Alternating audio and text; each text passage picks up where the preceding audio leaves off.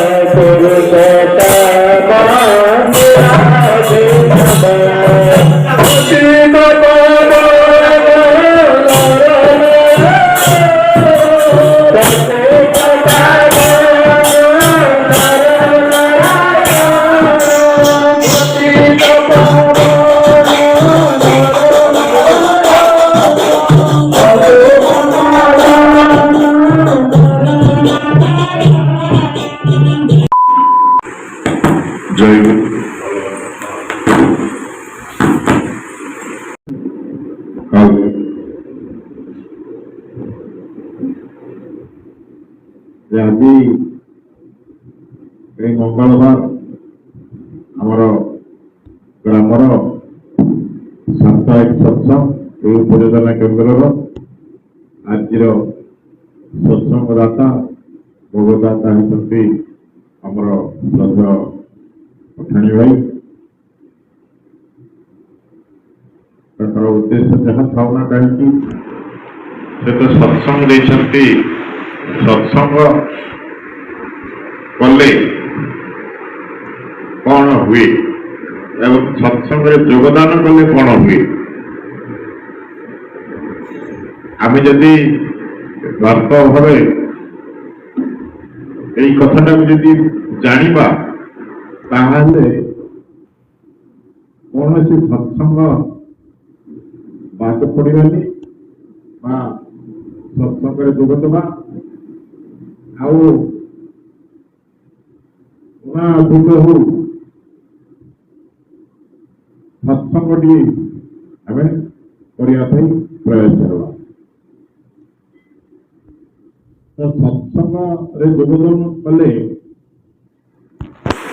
ଅଶେଷ ଜନ୍ମ ଜନ୍ମାନ୍ତରର ଯୋଉ ସବୁ ପାପ ତାପ ସବୁ ଧୋଇଯାଏ। ଆଉ ଗୋଟେ ପାଲାରେ ମୁଁ ଶୁଣୁଥିଲି, ଜଣେ ରାଜା ଥିଲେ, ସେଇ ରାଜାଙ୍କର ଜଣେ ଅପୁତ୍ରିକ ଥିଲେ ଏବଂ ସେ ଜ୍ୟୋତିଷ ମାନଙ୍କୁ ଡାକିଲେ, ତାଙ୍କର ଗ୍ରହ ଚଳଣି ସବୁ ଦେଖିଲେ ଏବଂ ଅପୁତ୍ରିକ ହେବାର କାରଣ କଣ ସେ ମଧ୍ୟ ଜ୍ୟୋତିଷ ଶାସ୍ତ୍ର ଅନୁସାରେ ତାକୁ ବାହାର କଲେ। ଏବଂ ସେ କହିଲେ ଯେ ଯଦି ଲଗାତାର ଯେ 21 ଦିନ ଧରି ଯଦି ସତ୍ସଙ୍ଗ ସାଧୁ ସଙ୍ଗ ଯଦି ସେ କରନ୍ତି ତାହେଲେ ଯୋଉ ତାଙ୍କର ପୂର୍ବଜନ୍ମର ଯାହା ସବୁ ତାଙ୍କର ପୂର୍ବପୁରୁଷ ଯାହା ସବୁ ପାପ ତାପ ଥିବାରୁ ସେ ଯୋଉ ଅପୁତ୍ରିକ ଥିଲେ ସେ ଅପୁତ୍ରିକରୁ ସେ ଉଦ୍ଧାର ପାଇବେ। ରାଜା ଯେତେବେଳେ ଏଇ କଥା ଜାଣିଲେ ସମସ୍ତଙ୍କୁ ଜ୍ୟୋତିଷ ମାନଙ୍କୁ ସମସ୍ତଙ୍କୁ ସତ୍ସଙ୍ଗ କେମିତି କରାଯାଏ ତାଙ୍କୁ ସମସ୍ତଙ୍କୁ ଡାକିଲେ। ଧୁମଧାମରେ ସତ୍ସଙ୍ଗ 21 ଦିନ ବ୍ୟାପୀ ହୋଇଥିଲା। ପରବର୍ତ୍ତୀ ସମୟରେ ରାଣୀମା ପୁଷ୍ପବତୀ ହେଇଛନ୍ତି ଏବଂ ତାଙ୍କର ଗୋଟେ ପୁତ୍ର ସନ୍ତାନ ଜନ୍ମ ହୋଇଛି। ତ ସତ୍ସଙ୍ଗ କଲେ କେତେ ଜନ୍ମର ପାପ ତାପ ସବୁ ଧୋଇ ହେଇଯାଏ। ଏଇ ଜନ୍ମରେ ସେ ନେଇଯାଆନ୍ତି।